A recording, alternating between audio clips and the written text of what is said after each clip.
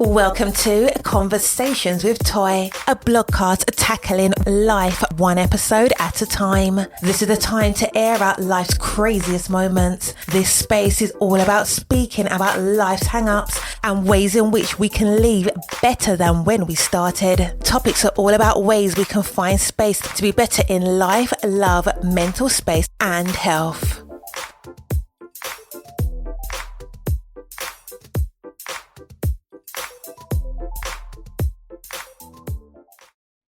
Happy Friday. I hope that you are having the most amazing week, except if you are those monkeys messing with Punch. Thank you for tuning into Conversations with Toy. I am your podcaster, Toy. I do wear a lot of hats. I am a content creator. I'm a freelance writer. I am a blogger, influencer, but the hats that I love wearing the most is being a mom of 3 amazing children and a wife. So I am super glad that you are here. Welcome, welcome, welcome. If you've been here before, you know that I'm going to say that it's never, just a mistake that you've tuned into this podcast on this particular day, whatever day that you are listening to this on. So welcome. Nothing happens by mistake. Everything is done according to what needs to be done. So welcome to another episode. It is Friday. We have survived yet another, traditional work week for those who work a traditional work week hours. And although we don't live just for Fridays, that doesn't mean that we can't still celebrate Fridays, because every day that we are above ground is a day to celebrate. And I'm glad that you were here. Again, like I said, happy Friday and happy, good weeks to all, except for those monkeys messing with Punch. Punch is the sweet monkey that has been taking the world by storm. His mother deserted him. He's been walking around with a little stuffed plush animal that he's kind of like, it's almost like his emotional support animal. And he's been getting the business. Between the other monkeys being jealous of him and beating him up, he just has not had the best road. However, Punch is resilient. Punch could teach you a lot of lessons about resiliency. And I hope that for those of us who are watching, that you are taking notes, because notes need to be taken. If you did not get a chance to listen to last week's episode, I would encourage you to go back and listen to it. It was a good episode in my opinion, but I could be a little bit opinionated, but it was a good one. We talked about, some of the things that were happening on the internet streets, especially when it deals with wellness, specifically about the therapist who decided to denounce the fact that she is no longer a therapist because she wants to be a part of those who are not necessarily healing, but trying to be a part of those who won't even need services. So Again, I love the Lord. He has heard my cry. And I love Jesus. But I do believe that you can take care of your mental health and it doesn't have to go against. I do believe that God made therapists for a reason. I think that there are even faith-based therapists if that's something that you seek. I personally do not and would not personally want a faith-based therapist. And this is just personal. I don't knock anybody who is doing it. But for me, I think I've lived too much under the rhetoric of religion and under that level. And when I say religion is different than relationships, so let me be very clear. A lot of people are religious, meaning they know all the scriptures, they do all the things, they do, the these, the thous, they know everything. But when it comes to relationship, it's how you basically live in life, how you show up in spaces. Do people know that you're kind? Do they know that you are, discerning? Do they know that you're not a bad person that bad mouths people? What is your character like? Because a lot of people who are more religious don't care about their character. This is the reason why they stand on their religion versus their character. And some people can't stand on too much character because they don't have none. Okay, so I would prefer for anything to not be a religious experience, but to be a relationship. So with that being said, I am super grateful for just being here. I'm grateful for today. There is a lot going on. So without any further ado, let's talk about what's happening on these internet streets. What's been talked about on the internet streets when it comes to therapy, mental health, and wellness is about pouring back into yourself. What does it actually mean? People always say you can't pour from an empty cup. And people don't recognize, they understand the words, like they understand what it should mean, but they don't understand the practicality of what it means because they don't see the examples of what that could look like. For instance, when you're pouring from an empty cup, you may be pouring from a place where you are literally feeling gutted. Right? You feel like you have nothing else to give, and yet your demands in life, the titles that you hold require for you to show up. For instance, if you're a parent, if you're a mother, Even though life might be going to hell in a handbasket, you can't always take a pause and say, you know what, I'm going to have a seat somewhere. I got to take a time out, because life doesn't always work that way. So when you're pouring from an empty cup, what your kids and your children may be experiencing is the irritability that's increased because you're at your limit. You've tapped out. You still have to be kind of sort of tapped in, but you're not there. You're not all the way there. And so we need to talk about, what does it look like when you're pouring from an empty cup? What are examples of what it looks like when you're pouring from an empty cup? Because if you could see what it looks like, you can recognize it so that you can then pour back into your cup. And then the next question is, so then what does pouring back into your cup look like? So let's talk about what you look like when you're not pouring into the cup, back, putting anything into your cup. And then how can we what does it look like when we start to put things back in our cup? What does pouring back into our cup look like? What does it mean? And what does it look like? Let's have that discussion. One way that you can appear to be pouring from an empty cup is that you cannot focus. What does that mean? You may be working and rereading the same things 5 times. You may be looking at the same thing 2 times, and then you forget, like, oh yeah, I was doing A, B, or C. Forgetfulness is a great way to notice that you're pouring from an empty cup. It usually means that your mind is completely preoccupied. You're not really focused on the now. You know how people say, like, are you tuned in, or are you tapped in? You're not tapped in. Your mind is going everywhere but what you need to do. So you can't concentrate on one simple task, no matter how small it is. And so that's one example of what it looks like when you're pouring from an empty cup. Another way that you could look like you're pouring from an empty cup is that you say yes automatically. What does that mean? You are so used to giving everybody a yes when you really should say, let me think about that. Let me get back to you, because you don't find that, one, you're able to. It depends on the people that are asking. If it's the same folk, if it's your family members, your mama, your daughter, your cat, your dog, whatever, they're asking you for whatever it is that they're asking for. You're so conditioned to always say yes, even in situations where your spirit is telling you don't do it. You know what I mean? You give money to somebody, you know that you're not supposed to, but you know they'll guilt trip you. And because you're not wanting to hear the guilt trip, you just automatically say yes. But in the yes, you're frustrated. You're mad at them for asking. You're mad at yourself for saying yes. And you're mad at yourself because you know you're never going to see that money again. So you're the automatic yes. You don't consider it. You don't think about it. You don't say, hey, let me get back to you. Let me see what I have yet to do. And I'm going to be, here's a little thing, just a little trip. You might not have anything to do, and you may not want nothing to do, and not having anything to do, not wanting anything to do is also self-care. We'll get to that in a minute. Like I said, you forget simple things. You don't know where your keys are. You forget a doctor's appointment. Your brain is on overload. You have no idea what's going on. You can't tell your left from your right and your right from your left. Those are examples. Another one is multitasking.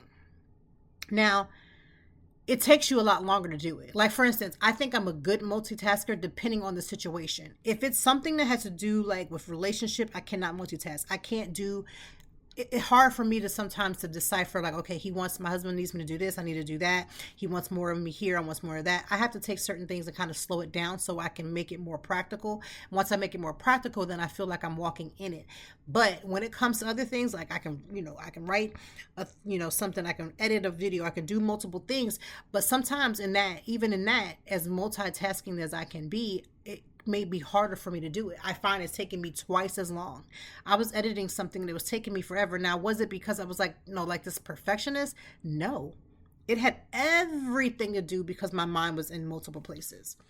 Again, irritable at small things. You'll be irritable like, okay, somebody moved my cracker. The cracker that's like right there, but it's not in exact, like it might have moved a little bit because maybe a bag was put down. And you might be like, girl, it's a cracker, but it's the little things. It's always the little things. The littlest things will always then multiply to become bigger things. And those little things will set you off quicker. I am a living witness. I can be cool as a cucumber, but one small thing, it could be, I don't know if I talked about this last week on the podcast. I just feel like I have. Last week, it was something happened with my kids, and I was like, hey, who did this? Who did that? And it literally just sent me into another tailspin because it's the small things, okay? Another way that you can look like you're pouring from an empty cup is you avoid decisions. The small things like what to eat. right? You know you should eat. You got plenty of options in the home. Maybe some of you have too many options and therefore you're doing the most. But for a lot of people, you have enough options. May not be the ones you exactly want, but something as simple as getting up and you need to eat breakfast to start your day, to fuel your day. And you're just like, well, I should eat. I don't know if I should eat. Then you start thinking about all the things you have going on in life. Next thing you know, it's 12. Then you know you should eat at lunch. You know you're supposed to do something, but you don't do that. And then you look up and now it's time to go home. You're starving and it's dinner time. Okay, scrolling endlessly. If you cannot put your cell phone down, if you cannot step away from your computer, if you cannot do that, you could be pouring from empty cup.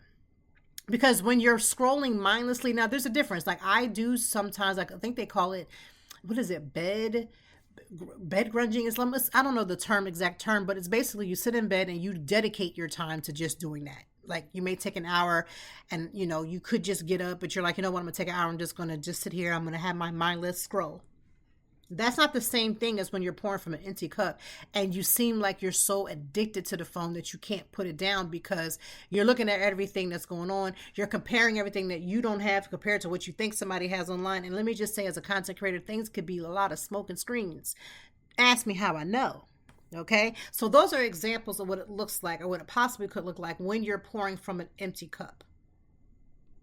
So what does it mean to pour back into yourself? If you're giving yourself care, attention, rest, and nourishment, meaning are you feeding yourself? Are you taking and getting enough sleep? Are you taking care of yourself? Are you paying attention to the fact that you're irritable? You need to take a step back. Are you paying attention to the fact that you just said yes to somebody and then they asked you something 2 days ago, 2 days later, and you're saying yes again without taking proper precaution to ask yourself if this is necessary? Are you getting enough sleep? Are you staying up late at night because you're overthinking about or just thinking about the things that you have going in your life? Are you taking a step back? How are your environments? What are the environments like around you? Is your environment like in your home when you have other people? Would they demonstrate the fact that they feel like your environment is peaceful because you're contributing to that? Or are you contributing to it being chaotic? Chaotic in the way that you speak, chaotic in the way that you act. Think about those things, because if you are taking note of those things, taking a step back, making sure that you're eating, making sure that you're resting, making sure that you look at the thoughtfulness of yourself. I get it. We are taught to be considerate about other people, but yes, you also have to do the same for yourself. This is why even in the Bible, it talks about, everybody don't read the Bible, but in the Bible, it talks about how our husbands are supposed to love their wives as God loves us. And so therefore, that's how you know if there's a leader in your home or if you have somebody that just wants to have on a pair of pants, right? And so you have to treat yourself with the same kindness that you may teach your child. Like you wouldn't teach your daughter to just do whatever she want to do, don't care about her appearance, don't care about how she looks, don't care about how she feels. You would teach your daughter to care about herself. So when you teach others, you have to also take the lesson inside. Okay, message. You got to put that message on the inside as well. Here are some ways. Here are a few simple ways, and they may take a lot of things to do. It may make a lot. You may have to tell yourself. You really have to retrain your way that you think about yourself. You may have to retrain the way you love yourself. That's why people call it self-care and self-love, because a lot of us love others because of the things that they do for us, the things that they can give to us, but we don't have enough to love ourselves because we haven't learned how to love ourselves first. So you could be very much coupled in a situation. You could be in a situationship, which already lets you know you're not loving yourself enough in the first place. But you've got to, again, that self-care, that self-love, how do you showcase that, right? You give yourself permission to pause. Say, hey, even if I have a laundry list of things that I would like to get done and it doesn't happen, guess what? Life is not over. It's going to be all right. You will be okay. You're going to make it another day, right? You get to take the time to say, I can't do everything in a day. I'll get back to it tomorrow. If you choose to do one task at a time, instead of multitasking, complete one task. And that's going to be hard for a lot. I'm speaking to myself, because I am the queen of, I can do it all. I can just it'll be okay. I'll just do 20 things. It's totally okay. But the reality of it is that we're not always made to do that. And so slowing down is going to be a lot for some of us. And I'm putting myself in there too. Another way that you know that you're pouring back into yourself, if you are setting boundaries about what your bandwidth. You ever heard somebody say, I can't do another thing. I can't take another thing. I can't have another thing. Then what boundaries did you put into place before you got to that point? Before, used to people say, you're getting on my quote unquote last nerves, and they would say tie a knot and keep on moving. Well, in life, we're learning now that yes, we can keep on moving, but we don't have to. We actually are, it's okay for us to take a break. It's okay to take a step back, right? But what are you putting into place that it says, you know what, I cannot add anything else to my plate. I can't say yes to everything, even with content creation. I've been in situations where I've had content creation happen and I've been asked to come to this event. I've been asked to come to this and that. But reality of it is that I can't. I can't add anything else onto my schedule. My schedule is already jam-packed. I don't have room. Well, your mind works the same way. You need to know what your bandwidth is. Like I had said, I think 2 episodes before, we can't wait to put an emergency plan in to play after the fact. We have to know what the emergency plan is before you need the emergency. Okay, so your mind works the same way. Have you created pockets of quiet? In my pocket of quiet, I like to listen to music on my headphones. I like to watch maybe something on, maybe something on TikTok. Maybe that's my thing. That is my thing sometimes. But maybe sometimes for me, I like to read a good book, or I may use my word puzzle. I've been using this word puzzle, or it's been good. Or word search. I absolutely love a word search. Those are things that are in my pockets of quiet. My word search, my music, my book, quiet. What is in your pockets of quiet? Do you like to be artistic in color and paint? Whatever is in your pockets of quiet, that's what you need to be doing. Now, you may say, Toy, I ain't got no pockets of quiet. I know.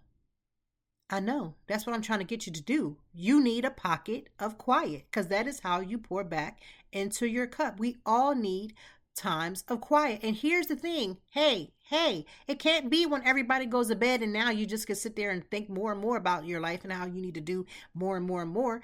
No, it has to be something you create. Did you create a pocket of quiet? Not just in a time came where you had quiet, but then you're not also putting back into your cup. See, some of us have quiet. You have a family, your family finally goes to bed, the house is finally quiet. You can hear the noise of this, people snoring or sleeping. It's quiet. But what are you doing in that pocket of quiet? Did you create something that was just for you in that pocket of quiet? Also, and this is going to hurt a lot of y'all, asking for help is also another way to pour back into your cup. I saw a woman and she was valid. Like when I tell you she was 100% valid in her crash out. Now, she was vulgar. So I'm not going to play the video here. And also I'm not about to, encourage this. But she was saying when she was doing all the wrong things, right? And she was talking about more sexually. Her family and friends was telling her, in order for her to be a good mom, to be a decent person, that she was going to have to do better. And 100% I agree with whomever told her that. I do agree. I think that is something that you should consider, that if you're trying to become a better person, that using your body may not be the best way to go about it. However, what she was saying is that she's trying to do the right thing. Instead of using things like her body, she's trying to find ways that she got a job, she has children she's trying to take care of, so she's not trying to depend on a man by doing the things for little strange things for some change to get from point A to point B. However, she said, I needed things like, hey, can you just run my daughter over to her grandmother's house so the grandmother can help? Could you pick this up and do A, B, and C? And her family was giving her a pushback. And her thought was, when I was doing it the other way, meaning I was using my body, I had more peace than when I wasn't. And y'all were the main ones encouraging me to do the right thing. But when I need help to get past certain things so I don't slide back into the bad thing, you're not helping. There are a lot of people who deal with this. Everybody has an opinion about what somebody shoulda, coulda, woulda did, but you are not also a good source of anybody that's going to be able to help them to make the better decisions or keep in their decision making. She was already making good decisions. She made the choice to stop using her body, right? She made the choice to stop using her body to get the things that she wanted. And so now she's working, she's, being a respectful part of the community, and she still needed help. And the same people who told her not to do these certain things weren't always the same folks that was like, you know what, let me look, you're doing the right things. Let me go ahead and give you a little bit of help. And she was crashing out about it. And again, I know that in life, no matter what you do, good, bad, or indifferent, nobody owes you anything. 100%. Do you hear me? 100%. I understand all of those things. We don't have villages like we used to. Villages are changing. The scale of what villages are able to do is change. I'm going to offer something that I had to work through. My husband and I had to work through together, is that we're so used to our villages being our parents, our aunties and our uncles, our cousins and them. And the villages are not looking the same. Grandparents are not in the same place where they can help raise children like they used to, and quite frankly should have never have had to. We understand that. Let's acknowledge that so y'all can receive the next part.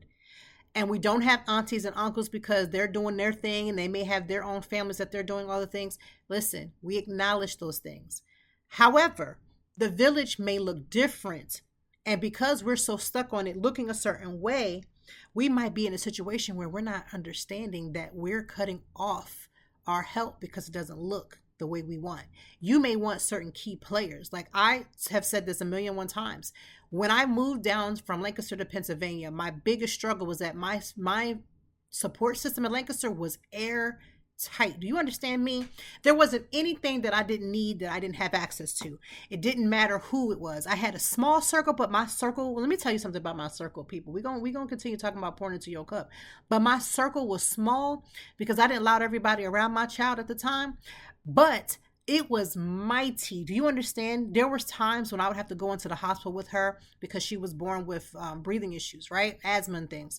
And so when I needed to go into the hospital, I could get somebody to come move my car so my car wouldn't, I wouldn't incur all these fees for her being in the hospital and all that stuff.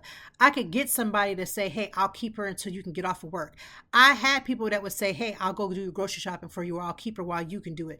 I had an airtight community. Moving from Lancaster, Pennsylvania, that community went to hell in a handbasket.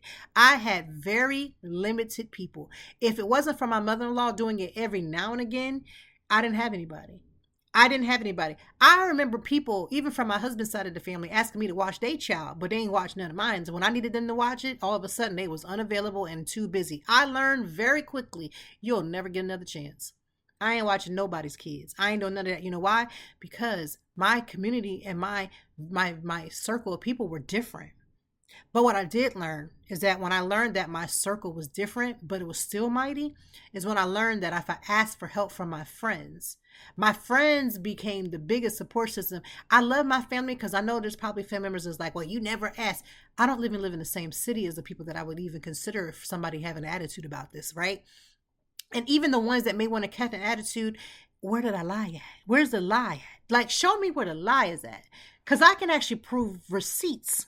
I got receipts of the things that I may have asked and didn't get because, folks be folking. But at the end of the day, when I realized that my village included my friends, my airtight village that I had in Lancaster became strong as it was here. I just had to learn to ask. And sometimes asking is another way to pour back into your cup and to protecting your focus. How do you protect it? Right? Ask yourself what actually does deserve your energy. Like the other day, now my oldest is about to graduate next year, but we have so many events that are coming up. You know how it is. And because of those things, I almost wrote a petty post. I was going to write a petty post. And let me tell you what the post is. I got to get out of my system, so I might as well tell you. In my petty post, I was going to say, hey, we're getting to that time of, the time of Nyla's life, my daughter's life, where we're going to get to the point where all these different events is going to be happening. We got junior prom, we got senior prom, we got this, we got that. And so many people are going to want to have front row seats, right? They're going to want to have front row seats to the things that she's doing, the big events, right? The big ones. And I ain't heard a month of Sunday from folks who ain't never called to see if these kids was okay. Hey, y'all need anything? You need anything? My husband got sick and I ain't heard nobody say, hey, how's everything going with him? Is there anything I can do? And then actually followed up with, this is what I can do to help you. I don't like when people say, well, tell me what I can do. You do know there's something you could do. Say, hey, these are the resources that I have. Is any of these things of help to you? That's how you ask. And my petty post was going to say those very things. And then I said to myself, you're trying to take care of your mental health and wellness. Stirring the pot for why? Because if these people decided from my post to then all of a sudden call and do, it would be performative, right? So I said, am I wasting my energy, right? I'm supposed to be taking care of myself. I'm supposed to be making sure that I put my focus on things that matter. That didn't matter. Because when these big events happen, we're gonna have some people who ain't never checked on these babies. They're gonna come over here and they're gonna skin and grin and they're gonna take their pictures. And I'm gonna hear the same thing. I'm gonna tell you what I'm hearing on my side. She looks just like you. Oh my gosh, she's so big and beautiful. She's just doing. We're so proud of her. You don't even know her. She don't even know you. And that's what I'm going to hear. And me writing that post wasn't going to change that. These folks are performative. There are people in both sides of my side of the family, my husband's side of the family, friends that are performative. People are performative.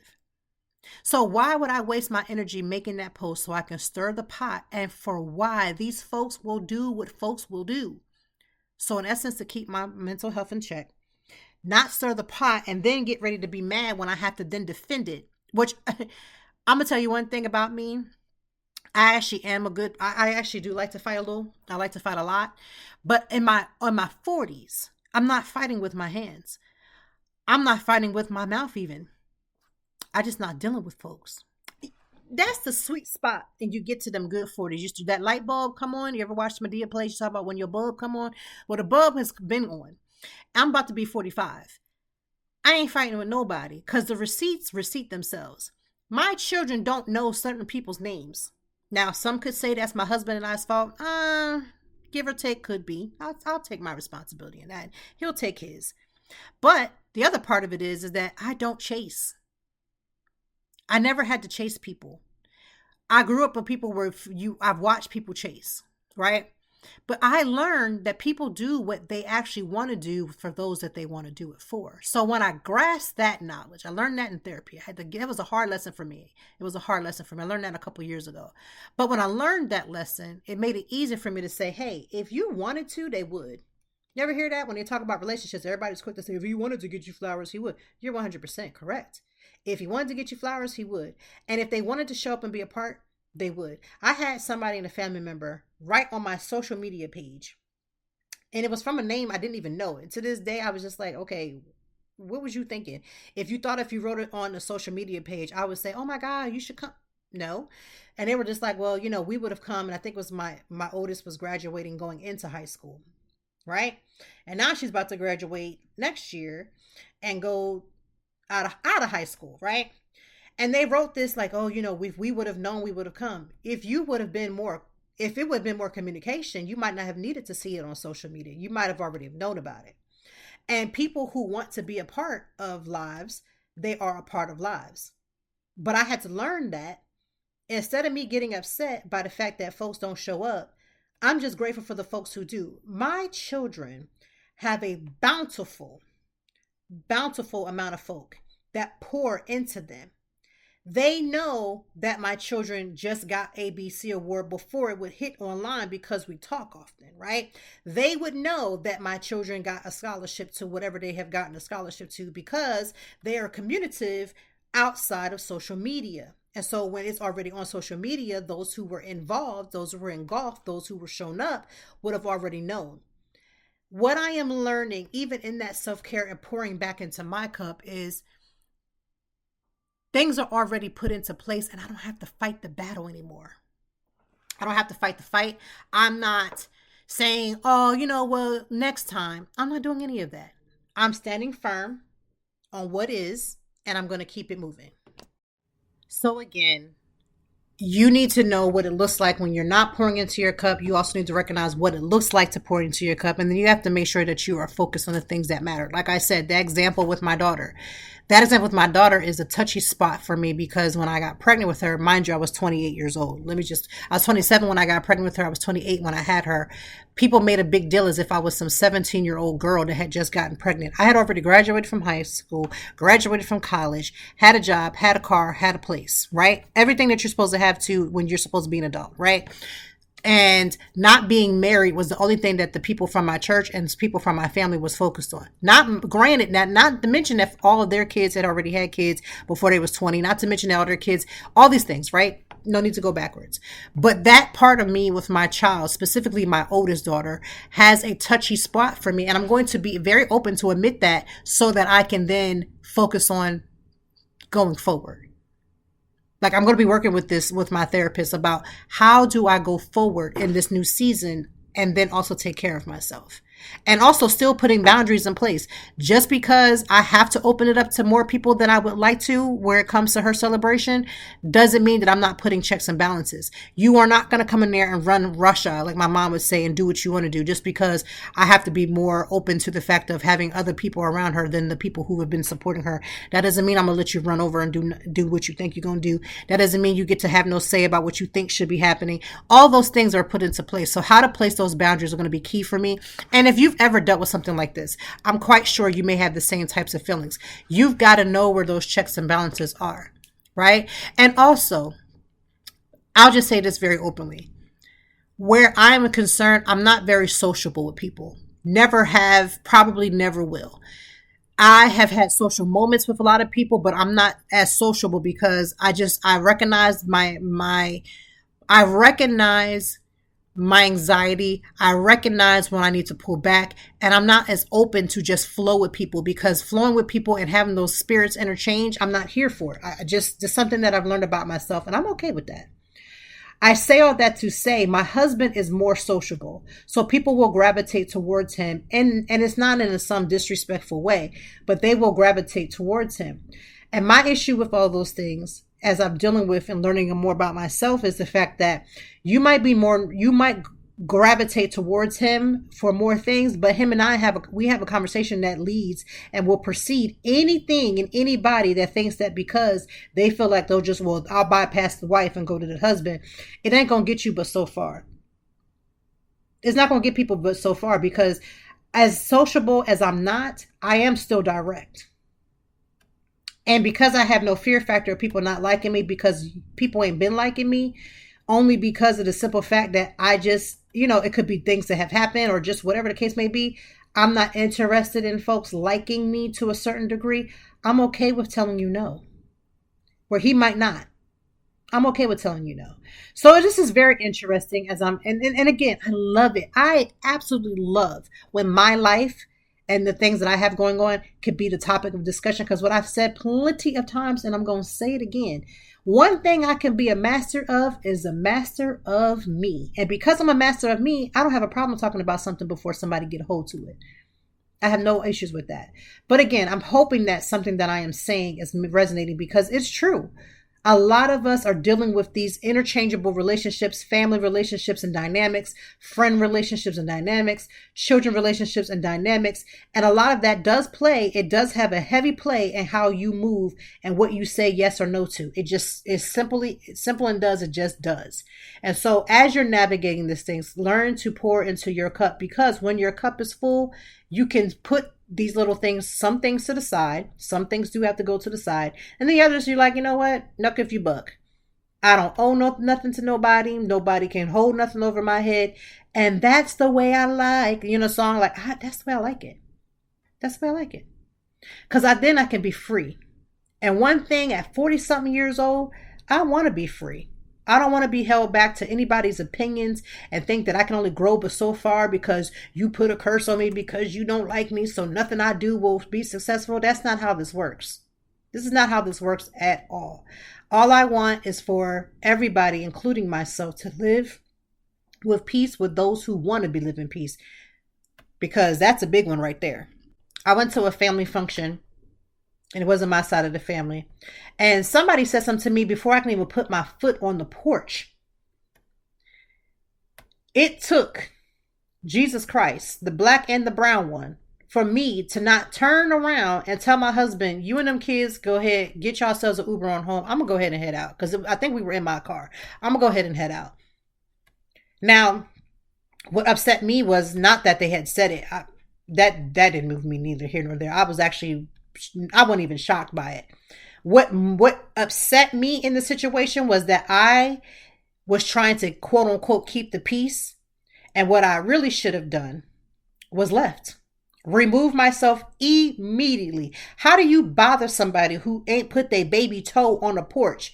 A house that wasn't even yours to start something. How? So I was very upset for a while. I talked to my therapist about that, because I was like, why didn't I say something? Why did I try to keep the peace? I'm not in the place of keeping peace. If for any reason I go to anything, this is my side of the family, his side of the family, friends that I'm just kind of like cordial with, but it's like we just kiki, but I ain't really like fooling with you like that. I'm not keeping the peace anymore. What that means is I'm not going to ever get in any place and act a fool. Never, because that's not me. That's not how I'm rolling. But I will remove myself without even an explanation. I will just turn around and walk away. Get up, and you can then say all the things that you choose to say as you say it to the backside of me, because I'm going to be up out of here. I am no longer doing that. And you know what? That's a beautiful balance. Because again, what has keeping the peace ever done? Nothing. It made me more mad just the fact that, again, not that I didn't say anything, because I should have cussed them out. I'm beyond cussing folks out. I used to do that so well. I cuss so good. I used to cuss, well, I still cuss so good, but I used to cuss real good to folk if you quote unquote got on my nerves. If you quote unquote was quote unquote disrespectful, you disrespecting me. You know, when you're in your 20s, you think you know everything, and you slowly learn. When you get to your 30s and 40s, you know nothing. Right. I got to that point. I had to learn you don't know nothing. You was talking at the side of your neck to people that you should have been quiet to. You should have apologized a lot quicker than you should have. You should have been more humble than you should have. Oh, I learned some deep-seated relationships when I went no contact with a bunch of people. In going no contact with folks, God was literally, it felt like God was kicking my behind. It was like, you know, when you get them kids that needed to get their behind kicked just a little bit, that's how I felt. And I felt like God was like, girl, you are out of pocket. You are out of control. You are doing too much. This is not a me. I never told you to say that. I never told you to do that. You are moving on your own. And I had to learn that horrible lesson. And as much as I was pointing the finger out, my therapist said, no, let's turn them fingers in. And when that happened, I felt like I was being ripped, because I had to go back mentally and emotionally and deal with myself where my out of control spirit was, to be honest. And now that I feel like my spirit is a lot more under control, have no fight in me to start fighting folks for nothing. And even if it's for something, I ain't got it. I can't go back. My children need me. But in that, I still learned that just because there was a lot about me that I needed to fix, there was a lot about the situation that needed to be dealt with. And what I decided to do was to grant peace and love to people that would never return it back to me. And that lesson gave me the strength to be the person that I am right now. People do not have a front row seat in my life. I don't sit around talking about these folks. It's only situational. When certain situations come up, I am triggered by it, and I say to myself and to my therapist, this is bothering me. What do I need to do? What should my response be? How can I get to a place where I can live a harmony with people that I don't want to be around? And then if and when they do something that is disrespectful to me, I want to know how I can handle it. And if that means leaving, then that's what I will do. I love that my husband has been very open to having conversations about whomever, and saying the things out loud instead of just saying it quietly amongst us. Like, saying it out loud has been healing for me.